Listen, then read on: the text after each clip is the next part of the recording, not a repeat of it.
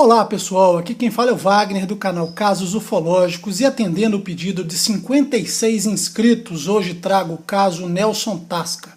É um caso que deu muito trabalho por ser bem grande, repleto de detalhes e que rendeu até um livro. Se gostarem, já sabem o que fazer. Olá, sejam bem-vindos, aqui quem fala é o Wagner e você está no canal Casos Ufológicos. Era 14 de dezembro de 1983, na cidade de Chapecó, em Santa Catarina, e lá estava o senhor Antônio Nelson Tasca.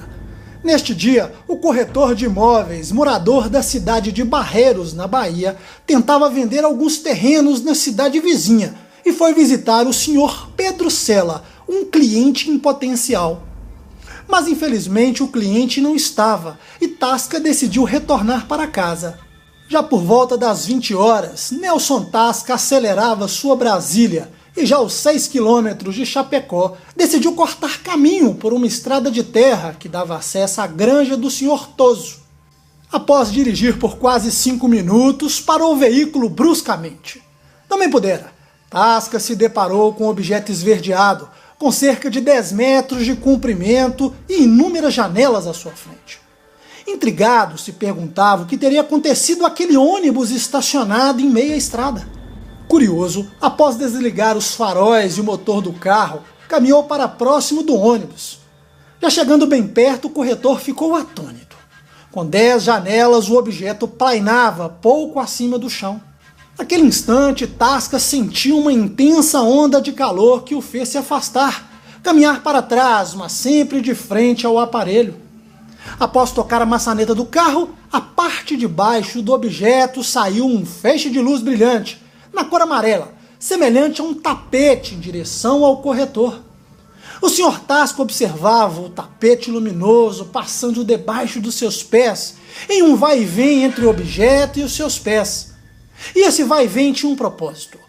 Aos poucos, a luz puxava o paralisado Tasca, que se aproximava do objeto, que revelava sua cor verdadeira. Após o objeto se tornar acinzentado, Tasca perdeu os sentidos. Em meio ao ambiente frio e em plena escuridão, Nelson Tasca despertou com os braços e pernas colados ao corpo. Naquela situação, o corretor de imóveis estava convencido. Havia sido enterrado vivo e despertado dentro do túmulo. O local se tornava cada vez mais frio e Tasca perdia a sensibilidade do corpo. Sua respiração estava comprometida e não conseguia gritar por socorro. Em plena agonia, aquele homem, acostumado a lidar com grandes desafios para sobreviver, concluiu que nada podia fazer. Restava-lhe apenas chorar em silêncio e aguardar até a sua morte chegar. Curiosamente, a temperatura aumentou, o ar voltou a circular, Tasca voltava a sentir o seu corpo. Em seguida, ouviu passos de 3 a 4 pessoas vindo em sua direção.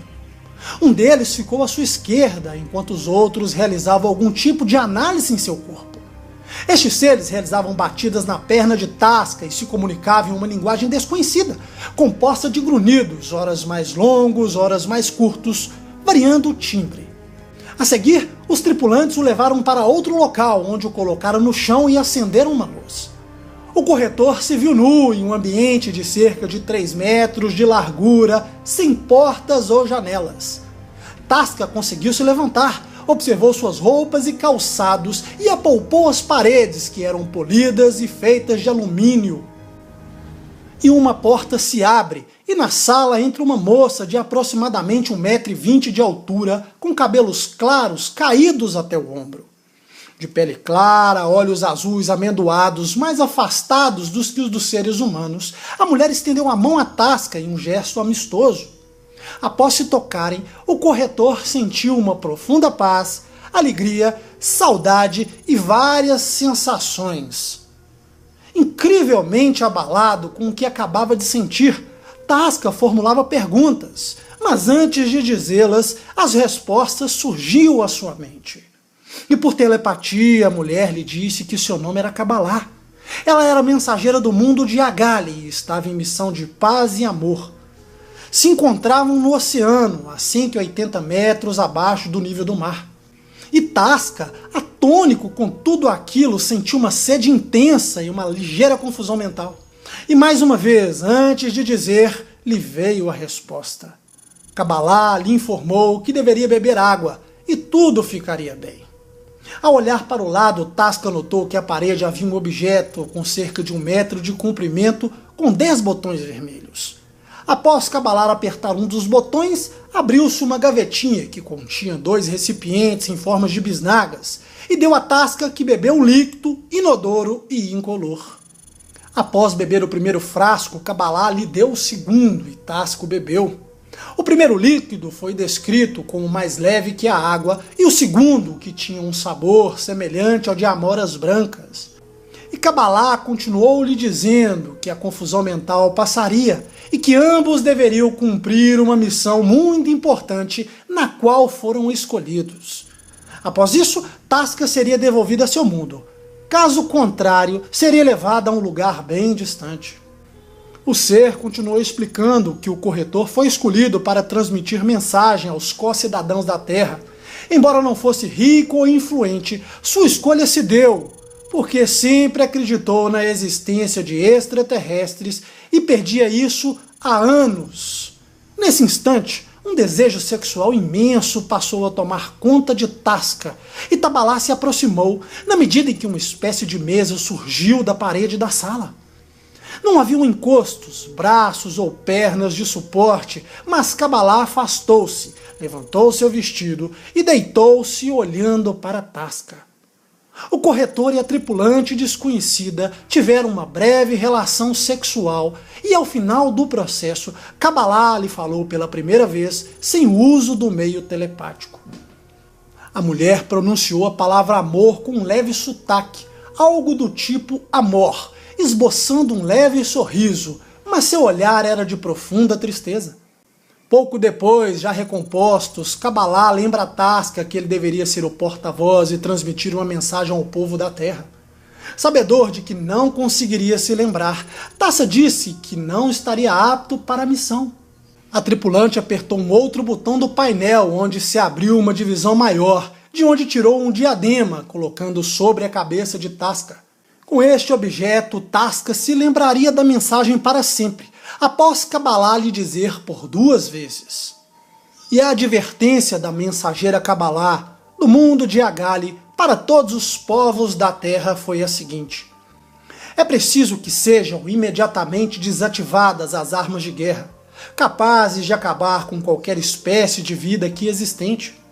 Além de toda sua apavorante e mortífera devastação, uma guerra nuclear total colocará a Terra fora de sua rota celeste e causará graves distúrbios à vida de mundos vizinhos, alguns em dimensões que o homem terrestre ainda desconhece. É preciso que sejam abolidas as dominações políticas, econômicas e financeiras de nações sobre nações. O imperialismo contraria o direito de igualdade dos povos e se constitui numa nova e solerte modalidade de escravidão. É preciso que sejam preservadas a essência da vida humana e as suas funções naturais de reprodução. Em estrelas mais próximas e noutras inatingíveis ao homem atual, a vida surge, sopro do eterno Espírito Criador de todas as coisas, o chamado Deus, razão pela qual não se deve ser objeto de experiências imponderáveis, porque estas terminarão em desastre genético irreversível. É preciso que, dentro do mais rigoroso critério de justiça e moral, com vistas para a solução dos problemas sociais resultantes da prolificação humana desordenada, sejam instituídos órgãos que, por vias científicas naturais, planejem e executem programas de controle populacional e de melhoramentos biológicos do homem. É preciso que o homem conquiste outros mundos do universo e ali encontre lugares adequados para suas futuras imigrações e novas fontes de energia e subsistência. Mas antes deve conquistar seu próprio mundo, desvendando-lhe os enigmas que ainda existem na terra, no mar e no ar, conservando-lhe os elementos naturais de vital importância, defendendo-o da sutil pirataria do exterior, curando-lhe das imperfeições humanas do corpo, da mente e do espírito. É preciso que, atendidas essas exortações, a humanidade esteja preparada para o período de extraordinários acontecimentos que aqui a Terra será palco dentro de pouco tempo. Os grandes eventos serão prenunciados por estranhas manifestações telúricas e sinais celestes de magnífico esplendor e inquietante beleza. Mestres da suma sabedoria tornarão a vir à Terra, renovarão ensinamentos maravilhosos e ajudarão a estabelecer a nova sociedade política. Renascerá o paraíso terrestre, pleno de luz e amor. Então, através dos meios e energia ora sequer supostos pela humanidade, o homem conhecerá o côncavo e convexos dimensionais da Terra, viajará a profundezas do universo e não sentirá a canseira do tempo. E como sublime conquista da capacidade criadora humana, será posta em ação a máquina do poder absoluto, engenho que, em muitos outros prodígios, dará à humanidade visão mais feliz e assombrosa de toda a sua história. A ressurreição dos mortos na faixa de 4x. Após transmitir a mensagem, Kabbalah retirou o diadema, guardou-o de novo dentro do console. Cumprimentou Tasca repetindo a mesma saudação. Cruzou o braço esquerdo sobre o peito, levantando a mão direita sobre seu ombro. Em seguida, a tripulante foi recuando de costas em direção à porta de entrada que havia se aberto na parede. Após a passagem, a porta se fechou, deixando Tasca uma sensação de solidão e abandono. A iluminação da sala diminuiu, voltou à escuridão e Tasca ouviu novamente os passos. A seu redor, sentiu novamente a presença de pequenas criaturas, puxando-lhe para outra sala, mandando deitar-se. As mesmas sensações ele teve. Novamente perdeu os sentidos. Ao acordar, Tasca se viu deitado em um capinzal, em um morro rochoso, às margens da BR-282, próximo à cidade de Chapecó. Pensou ser aproximadamente 6 horas da manhã, embora seu relógio de pulso indicasse 10h15. Com braços e pernas travados, embora conseguisse ouvir e enxergar perfeitamente, levou 2 horas para conseguir recuperar seus movimentos. Desceu a estrada, andou por 2 quilômetros, até chegar a Batistela, onde foi atendido por 2 moças. O corretor telefonou para casa, avisou sua família e foi informado do desespero total pelo seu sumiço. Seu carro havia sido abandonado. Ele foi encontrado na estrada de terra por um policial que estava à sua procura. Então, seguiu rapidamente para casa, sendo encontrado por seu filho Maximiliano, que chegava à cidade naquele momento. Segundo Maximiliano, seu pai estava em estado de choque. Não conseguia explicar o que havia acontecido. Mais tarde, Tasca contou detalhes da experiência a seus familiares, deixando-os incrédulos e preocupados com seu estado mental. O corretor foi levado para realizar exames no Hospital Santo Antônio, em Chapecó, onde foi atendido pelo Dr. Júlio Zavascki. Mas Tasca se negou a contar sua experiência ao médico. Assim, o médico concluiu que sua instabilidade mental foi devida a um assalto, receitou-lhe calmantes e lhe deu alta. Mais tarde, no mesmo dia, quando Tasca tirou sua camisa, seus familiares perceberam uma estranha marca nas costas, que nem Tasca sabia. Novamente retornou ao médico, que diagnosticou a origem como sendo uma queimadura. Mas o médico ficou intrigado. Tanto que no dia seguinte retornou à residência de Tasca, acompanhado de mais 4 profissionais para documentar a lesão. O médico descobriu no tórax, na frente e na extremidade inferior do osso externo, na região chifoide, na pele, um círculo de 3 centímetros de diâmetro com pequenos pontinhos vermelhos. O local estava dolorido e Tasca tomou remédios e as manchas sumiram, curiosamente, no dia seguinte. E nos dias seguintes, Tasca não sentiu muita fome e comeu muito pouco. Mas no terceiro dia vomitou um líquido amarelo, sentindo o mesmo sabor das amoras brancas em sua boca. E após isso, seu apetite voltou ao normal. E os anos se passaram e o Sr. Tasca faleceu no dia 30 de janeiro de 2008, em Ronda Alta, devido a um acidente de automóvel, após ter ficado 6 meses em coma total. Ele completaria naquele ano 75 anos de idade. O caso Tasca foi tão sensacional que o próprio autor lançou um livro, Um Homem Marcado por ETs. Se você gostou deste vídeo, deixe seu like e compartilhe pelo menos uma vez com um amigo. Um abraço e até mais.